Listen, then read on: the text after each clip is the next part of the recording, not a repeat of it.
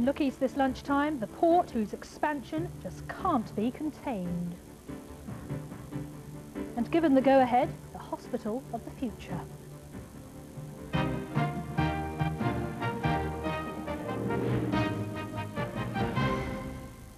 Good afternoon. It's already one of the region's biggest economic success stories, and today the Port of Felixstowe in Suffolk has gone further, unveiling a new facility which makes it the 4th largest container port in Europe. Within the last hour, Prince and Princess Michael of Kent have opened the Trinity Terminal, built at a cost of £45 million. Live from Felixstowe, we're joined now by Kim Riley.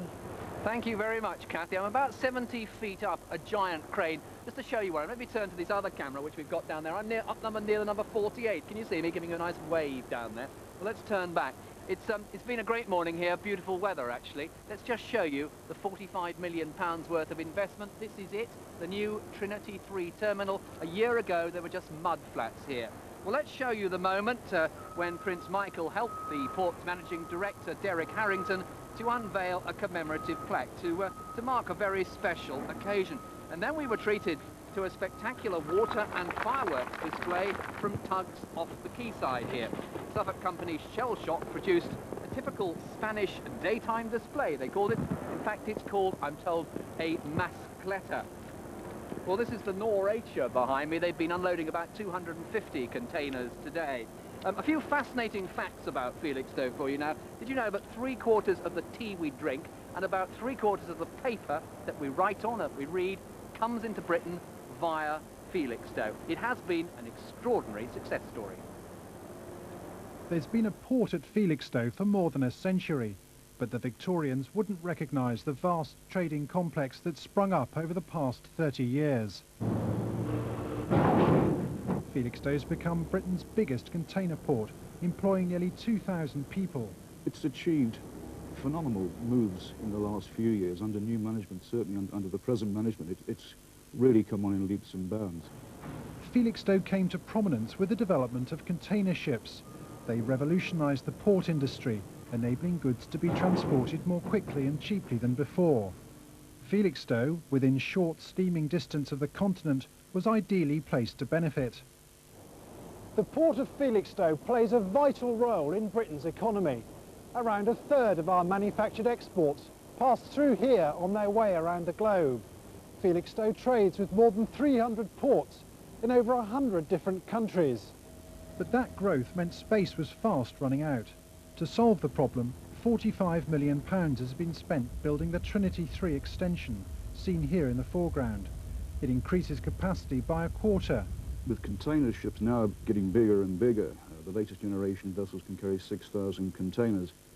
Felixstowe has now put itself in a prime position to handle these new vessels for the future.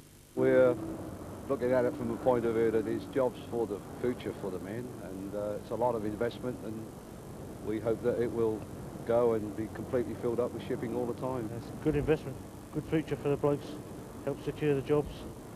If traffic continues to grow at the current rate, the port will have reached its capacity in just 5 years. Well, there we are. Let's just update you on what the position is now with the Trinity Terminal. We have, in fact, 1.5 miles of continuous quayside. It's the longest stretch of continuous quayside in Britain. That gives you some idea. And they are equipped not only to take the bigger ships that exist now, but the bigger ships that will exist in the foreseeable future. It provides 2,000 jobs directly here, probably about 10,000 jobs in the local economy. And this morning, a little earlier, I asked Derek Harrington, the managing director, why it had proved so successful. Well, there are several reasons. One, geography. You know, we are just opposite the main continental ports of Rotterdam and Antwerp, Zeebrugge.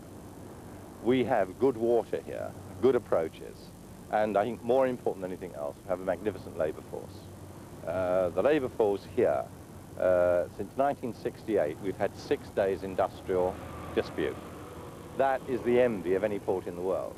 Now, that doesn't mean to say that our men are a pushover, they're not, but they're very realistic. They know what they have to do to produce the work. And we have our discussions with Labour and with the conveners, but we get on quite well together, and we do know that, for all of us, that the main aim is to keep Felixstowe growing. They've done that very successfully before I came here, and certainly during my stewardship. and I'm sure that that would go on long into the next century. There we are, a very upbeat Derek Harrington, and a tribute to the workforce that's made this extraordinary success story possible. Listen, I'm all trussed up like a turkey. I'm actually fixed to the crane. They feared I might do something silly and disappear from your view. But we'll be back here on Look East at 6:30 with more on a very important day in Felixstowe Port's history. Back to you, Kathy. Thanks, Kim. Stay safe.